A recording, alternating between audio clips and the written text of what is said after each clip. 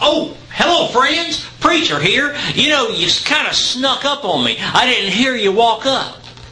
You know, speaking of hearing, friends, there is a website I think that you ought to visit that might help you. You know, Preacher has had some injury to his ears over the years. You know, I was in a rock band back when I was a young lad, and I got up too close to the amplifiers, and that didn't help my ears. We played psychedelic music. You know, after that, I went on into the construction field, and I was around heavy equipment a lot. Heavy equipment, friends, can damage your hearing. Now, it may not damage it that day, but as you get older, which I have, then you have a condition called tinnitus. Now, we want you to check this out. It's called Tinnitus Miracle System X.com. There's the spelling for you, friends. Don't forget the X at the end.